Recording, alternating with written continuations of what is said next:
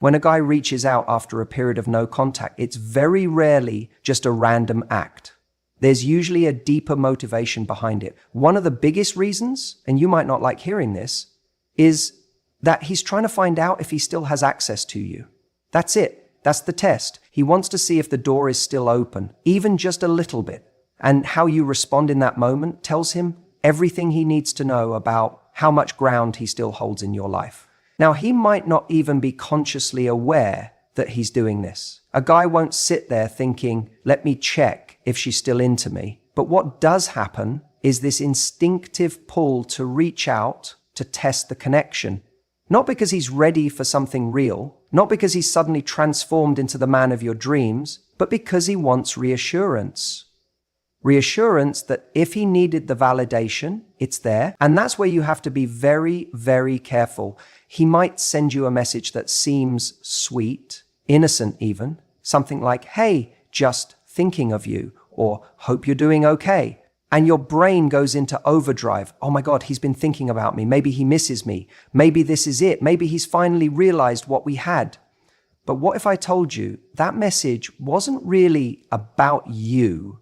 But what if it was more about him, about his ego, about calming the discomfort he's feeling because for once you're not available on demand?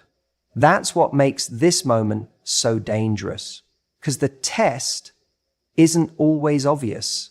He's not going to say, I'm just checking if you still care about me.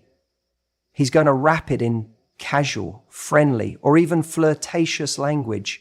And if you respond immediately, if you sound too enthusiastic, if you open the emotional floodgates, he gets what he came for, confirmation that you're still there. But here's the twist. He might not do anything with that information. He might disappear again right after. Why? Because his goal wasn't to reconnect.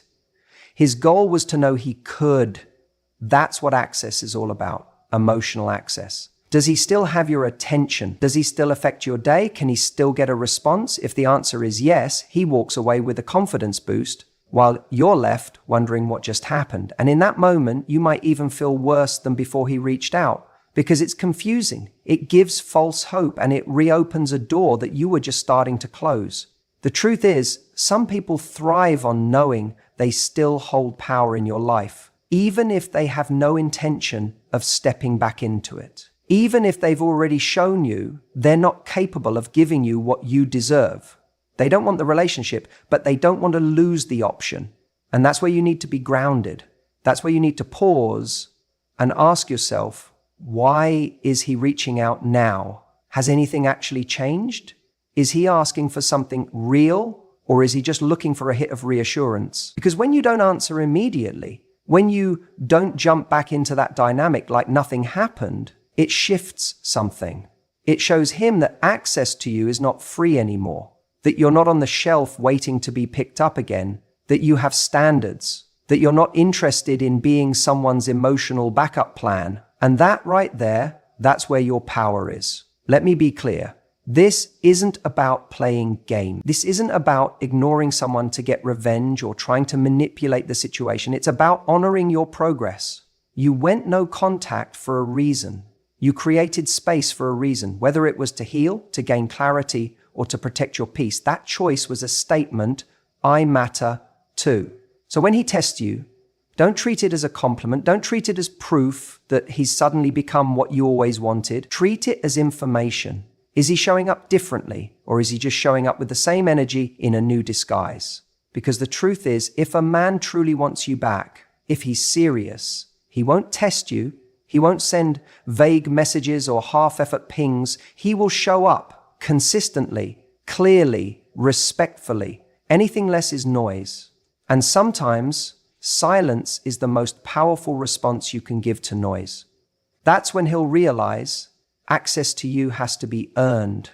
When you decide to step away, to truly go no contact, something powerful happens. You shift the dynamic in a way that's deeply uncomfortable for the other person, especially if they've grown used to having access to you on their terms. This isn't just about your absence. And often when a guy reaches out after a period of no contact, it's not just because he misses you. It's because he's reacting to a loss of control. Let me explain. Control doesn't always look like manipulation. Sometimes it's subtle. It's the unspoken understanding that he could send you a message and you'd reply, that if he called, you'd answer, that if he wanted a little attention, he knew where to get it, and fast. That sense of access gives someone power even if they're not abusing it. It gives them comfort. It reassures them that you're still there, still emotionally invested, still orbiting around their world. But the moment you go no contact, that comfort is shattered. It's like pulling the rug out from under someone who never realized they were standing on one. You stop showing up, you stop initiating, you stop responding. And suddenly, they're left with a silence that forces them to feel something they hadn't had to confront before. Uncertainty. Uncertainty is uncomfortable, especially for someone who's been in control of the emotional rhythm between you both. It makes them question things. Wait, is she really gone? Did I mess this up more than I thought? What if someone else has her attention now? The guy who was once complacent now finds himself trying to decode your silence. And that's a shift in power. This is why you'll often see someone reach out after a period of no contact, but not in a deeply vulnerable or meaningful way. It might be something casual, a random meme, a hey, saw something that reminded me of you, maybe even a lazy, you good?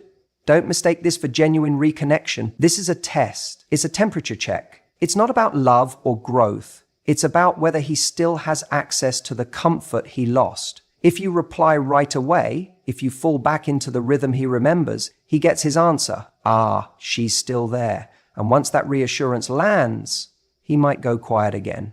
You've just passed his test. And that means, in his mind, he can still influence your emotions without needing to show up differently. But if he reaches out and you don't respond, or you respond in a way that's neutral, self-assured, maybe even a little indifferent, he starts to feel the impact of losing real influence over you. And here's the kicker. Most people don't test you after no contact to reconnect. They test you to see if they need to. If you're still available, they don't have to change. They don't have to apologize. They don't have to step up. But if you're no longer easy to reach, no longer easy to read, that pressure starts building because now the ball is in their court. Now they have to decide, are they willing to do the uncomfortable thing and pursue you with clarity and intention? Or was their interest only ever about control in the first place? There's a huge difference between someone missing you and someone missing the feeling of you missing them. That second one, that's the kind of ego-driven connection that leads to breadcrumbs, half-efforts, and the emotional tug-of-war that leaves you confused and depleted. But when someone misses you for real, when the loss of control leads not just to discomfort but to self-reflection, that's where the dynamic has a chance to change. That's when you find out what he's truly made of. Because a man who genuinely wants you back doesn't just test the waters, he jumps in fully. He reaches out with clarity, he shows up with effort, he communicates with purpose. There's no vague texting, there's no games, there's no attempts to make you do the work for him. No contact is a mirror. It reflects your value back to the other person by removing the noise. It forces them to either acknowledge what they lost or walk away because they never truly valued it. And the guy who's reaching out just to test you, he's not doing it because he's sure of what he wants. He's doing it because your silence made him feel something he wasn't ready to feel. The loss of control over the version of you who would have once given him comfort without condition. That's the test you don't see. And the truth is, when you pass his test, by not reacting the way he expects, you're actually giving yourself the ultimate power. You're telling yourself, I won't settle for breadcrumbs. I won't respond to confusion. I won't allow someone to stay emotionally close while remaining romantically unclear. And that's how you stop attracting games and start attracting something real. If your silence shakes him, good, let it. Because if losing access to you is what it takes for someone to realize your worth, then they never deserved easy access to begin with. Let silence speak louder than your words ever could. You know what's interesting? Time and silence, two things we often underestimate. can become your greatest allies when it comes to attraction and power in a relationship, especially after no contact. You think silence is nothing, but to someone who once had your attention, your affection, your energy, your availability, that silence starts to feel incredibly loud. People don't start off missing you the moment you walk away, not always. Sometimes at first they feel a sense of relief, especially if things got heavy, confusing, or emotionally charged. They might feel like they've regained control or freedom. They might even feel justified in stepping back. But here's the twist. Give it time, and suddenly what once felt like freedom begins to feel like a void. That's when curiosity creeps in. They start to wonder what you're doing, who you're with, if you're even thinking about them anymore. See, when you were present, consistently responding, reaching out, initiating plans, there wasn't a lot left to their imagination. You were there. They didn't need to wonder. But when you go quiet, when you stop showing up, when you stop feeding the dynamic, it creates space. And that space becomes a canvas for curiosity. And the human mind hates an incomplete picture. We're wired to want closure, to understand, to make sense of the story. When you were available, they wrote the story in their head. She likes me, she wants this, I'm good. But no contact. That story starts unraveling. Wait, why hasn't she reached out? Did I misread something? Did she move on?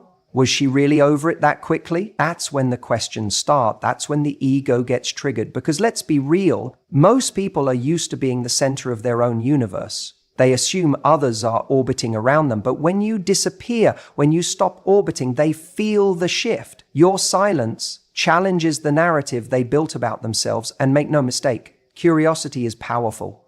Sometimes it's even more powerful than desire. Because desire can fade, but curiosity gnaws at you. It lingers in the quiet moments, when the phone doesn't buzz, when they check your social media and see nothing, or see you smiling and unbothered. Suddenly their mind starts to wander. They want to know what's going on inside your head. But here's where people mess it up. They get the first breadcrumb, the "Hey, how are you?" and they think it means everything. They rush in, they over-explain, they pick up where they left off. But that little reach out, that's usually just curiosity trying to soothe itself. It's not always intention. It's not always growth. It's often just ego looking for reassurance. That's why you need to hold the line. Because if someone is truly reflecting, if they're genuinely starting to miss you, not just the validation you gave, but you, then they'll go beyond curiosity. They'll show clarity, they'll show effort, they'll step into the discomfort of reaching out vulnerably, not just testing the waters, but wanting to swim across the ocean to reach you. Time and silence give people the space to ask themselves important questions. Not just, do I miss her, but why did I let her go? What did I overlook? Who was I and who do I want to be now? But they can only ask those questions if you're not right there filling the silence for them. Because if every time they miss you for a second, they can text you and get a quick hit of your energy, they never have to miss you fully. They never get to feel the weight of your absence. And if they don't feel the weight of your absence, they don't realize the true value of your presence. So when someone reaches out after no contact and you wonder why now, understand this. It's not always a sign of realization. Sometimes it's just a sign of discomfort, of unease, of curiosity that couldn't stay quiet. But if you hold your ground, if you maintain your standards, if you don't rush to soothe their momentary confusion, then you give space for something deeper to emerge. Because that curiosity, left unanswered, can evolve into appreciation, into reflection, into real growth. But only if they have to sit in the silence long enough to feel it. Only if they feel the gap between who you were when they had you and who you are now, standing strong in your power. That's the beauty of silence. It tells a story. It says, I don't chase, I choose. It communicates confidence without a single word. And the more someone realizes they can't just snap their fingers and get you back, the more they have to rise to meet you, not as someone testing the waters, but as someone ready to dive in with both feet. Because if they truly want you, they'll prove it, not with a curious message, but with a committed effort. And if they don't, your silence already gave you the answer. One of the biggest mistakes people make after no contact is thinking that the first message from their ex or the first test means everything has changed. It doesn't. In fact, in many cases, it's not a sign of growth at all. It's a sign of strategy. Let me explain what I mean. When someone reaches out after a period of silence, especially after no contact, there's a very good chance they're not doing it because they've had some massive emotional epiphany. A lot of the time, it's not about love. It's about ego. They're not asking, how can I win this person back the right way? They're asking, can I still win them over without really trying? That's the test. It's subtle. Sometimes it comes in the form of a casual, hey, just thinking about you. Or a random meme they know will remind you of an inside joke. Or they reply to your story with a fire emoji. None of these things are meaningful in themselves, but they're strategic. They're low investment feelers to see how you'll respond. If you respond enthusiastically, warmly, or too quickly, they get their answer. You're still emotionally available to them. And what do they do with that information? Often, nothing. Because now they know they can reach out whenever they want and get a little hit of attention from you. It soothes their ego, but here's the thing. They didn't have to commit. They didn't have to be vulnerable. They didn't have to take a risk. You did. That's what a test is. It's a game of emotional chicken. Who will flinch first? They want to see if you're going to break the silence with feeling, if you're going to open up, give a long response, maybe even suggest a catch up. That way, they don't have to make the effort. You do it for them. And the moment you do, you give them exactly what they want without them having to earn it. This is one of the biggest power shifts in any post-breakup situation. After no contact, the dynamic has changed. You were the one who decided to step away, to draw a line, to protect your peace. That's not small. That's strength. That's self-respect. But when they test you, they're not just seeing if they still have a line into your heart. They're trying to get you to abandon that strength first, so they don't have to risk theirs. They want you to do the emotional heavy lifting, because if you do, they're safe. They don't have to put themselves out there. They don't have to say, I miss you. They just have to send a few breadcrumbs and wait to see if you chase the trail. And if you do, they feel validated, not because they're ready to invest again, but because they were able to reawaken your feelings without showing any real commitment. And let's be honest, many people aren't looking to fix things. They're just looking to fix how they feel. They might be lonely that day. They might be having doubts. They might have seen you looking good in a story or heard from a friend that you're doing well, and suddenly their pride kicks in. Wait a second, are they actually moving on? Now, their need for reassurance wakes up, and instead of facing it directly, they test you to soothe that anxiety. But here's where your power comes in. When you recognize this test for what it is, a strategy to see if you'll go first, you stop giving away your peace for a few crumbs of attention. You stop jumping at the first sign of contact and thinking it's the start of something meaningful. Because meaningful doesn't look like one text after silence. It looks like consistent action, honest communication, vulnerability, and effort. Anything less is just noise. And when you don't take the bait, when you don't immediately validate them, you do something powerful. You force them into a choice. They either have to walk away or step up. If they walk away, that tells you everything you need to know. They were never going to do the work. They were never going to bring real value. But if they step up, if they lean in, ask to talk, apologize, explain, take accountability, that's a different story. But most importantly, by not responding to the test in the way they hoped, you show them that access to you is no longer free. It costs something now. It costs effort. It costs clarity. It costs real presence. And when someone sees that, it shifts the entire game. You become someone they can't manipulate with a half-hearted message. You become someone who doesn't need validation because you're validating yourself. And ironically, that's when you become more magnetic. Because now, if they want to connect with you again, they have to meet you at your level. So remember, when that message comes in, when that test shows up out of nowhere, pause. Ask yourself, is this a real invitation to reconnect or just a test to see if I'll break first? Because once you see the difference, you'll stop being pulled into old dynamics. And you'll start commanding the kind of connection that doesn't need tests to prove it's real. Let them be the one who steps forward first. Let them do the work this time. When you were always around, when you were constantly messaging, always the first to respond, showing up in every way you knew how, your presence became expected. And what becomes expected eventually becomes background noise. It's not that he didn't see your value, it's that your value was too readily available. When someone knows they can have you at any time, they stop trying.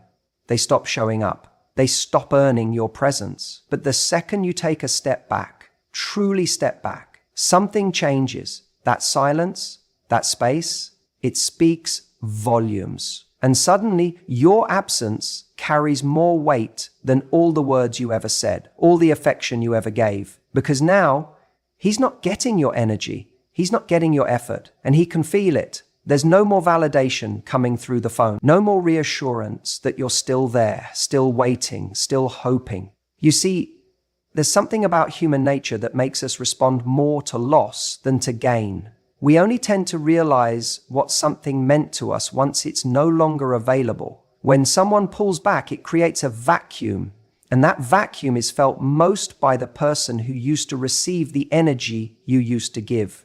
He may not have consciously taken you for granted, but now that you're not there, now that your light isn't shining in his direction, he notices the darkness.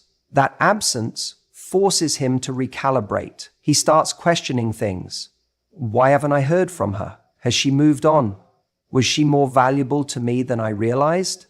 And those questions sting, not because they're romantic, but because they challenge his ego. They unsettle him. The certainty he once had that you'd be there, that you'd respond, that you'd stay available is gone. And that uncertainty can be more powerful than your presence ever was. Here's what's crucial to understand. You don't need to do anything loud. You don't need to post curated stories on Instagram to show you're happy. You don't need to send a message saying, "I'm over you." Silence is your power. The absence of contact becomes the most potent message. It tells him everything he needs to know without you having to say a word. It says, "I'm not sitting around waiting for breadcrumbs." It says, "If you want my attention, you have to show up for it."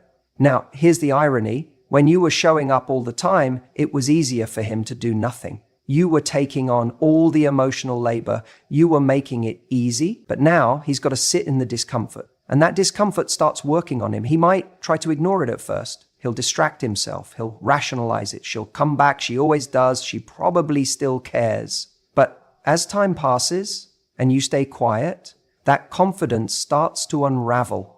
Doubt creeps in. And with that doubt comes desire. Desire doesn't come from availability. Desire comes from the perception of value. And value is felt in your absence more than in your presence. Think about it. We don't crave what's always in front of us. We crave what feels scarce, what feels special, what feels earned.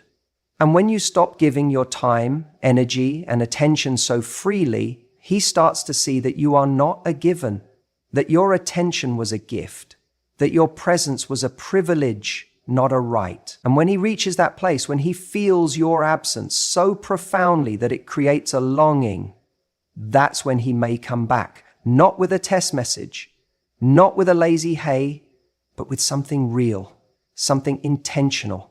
Because your absence has done what your words never could. It created contrast. Contrast between what life felt like when he had access to you and what it feels like now that he does. And that contrast is unforgettable. But here's the catch. This only works when the absence is genuine. When you've truly let go of needing him to come back. When you're not sitting there waiting for him to notice your silence. When you've shifted your energy inward towards your own life, your own growth, your own joy. Because if you're still orbiting around him, even emotionally, the silence won't land the same. He'll sense it. He'll know you're still available, just playing a game, and he won't respect that. But when the silence comes from true detachment, from a real place of self-worth, it commands respect. And if he does come back, you get to choose whether he comes back into the same version of you he left, or if you've evolved into someone who now holds a different standard, someone who knows that love doesn't mean overgiving. That connection doesn't mean self-abandonment, that attention, time, and effort must be earned, not expected. So if he's testing you, if he's sending that breadcrumb after a long silence, remember this: your silence is speaking louder than any response you could give. And if you want someone to truly value you, sometimes the most powerful thing you can do is to let your absence remind them of everything they took for granted. Because sometimes it's not your presence that makes them want you, it's your absence that makes them remember what they lost. You see, one of the most misunderstood aspects of no contact is what it actually does. Not just for you, but for them. Most people think no contact is just a strategy to get someone back. But that mindset completely misses the deeper value. No contact is a mirror. It's a pause that allows both people to see clearly, to feel what life is like without the other. And while it helps you regain your center, your dignity, and your peace, it also forces him to sit with the reality of losing you.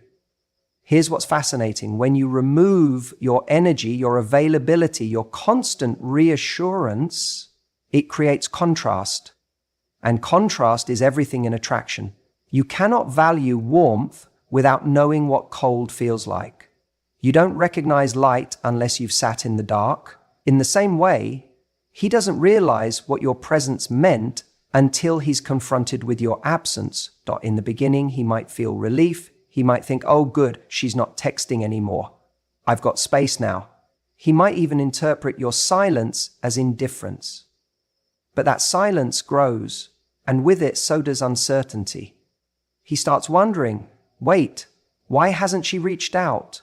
Was I not that important to her? Has she moved on? Is someone else talking to her now? That silence becomes loud. It becomes its own presence. And this is where the test comes. He reaches out, not because he's ready to commit, not because he's done the deep work yet, but because he's uncomfortable. He's not sure where he stands with you anymore, and that bothers him.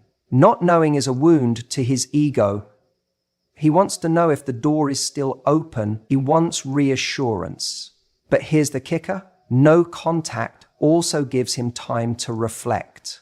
And if there was real substance in your connection, if there were moments that mattered, things he hadn't fully processed, emotions he buried in the name of not ready or needing space, then this silence invites those memories to resurface. See, when someone has constant access to you, they don't have to evaluate what they truly feel. You're always there. They don't question your presence because it's guaranteed. But once it's gone, once you're no longer in their inbox, liking their posts, replying to their stories, or picking up their late night calls, now there's space. And in that space is where realization is born. He might replay conversations in his head. He might think about the way you looked at him when you were trying to believe in his potential. He remembers the effort you made, the patience you showed, the energy you gave without keeping score. He begins to see the moments he took for granted. The things he brushed off as normal suddenly feel significant. And if he has any emotional maturity, that silence can become a powerful teacher. It teaches him that good people don't stick around forever when they're not being valued. It teaches him that the connection he had wasn't common. It was rare. And it teaches him that someone like you, someone with standards, won't wait forever. That's when he wants you again. Not out of boredom, not out of loneliness, but because he's felt the loss. And if he's grown enough during that time, that want may come from a more grounded place, less about testing the waters, more about building something real. But here's what you have to remember.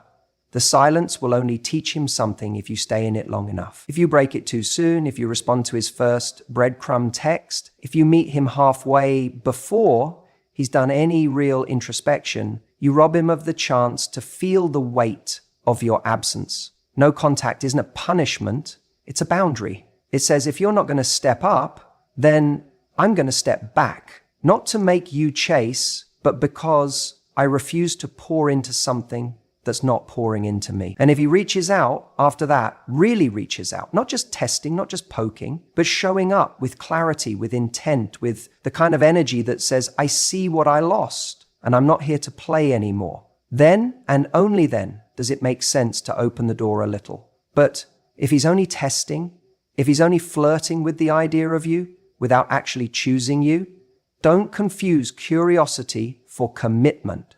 Because someone who genuinely values you won't need multiple tests.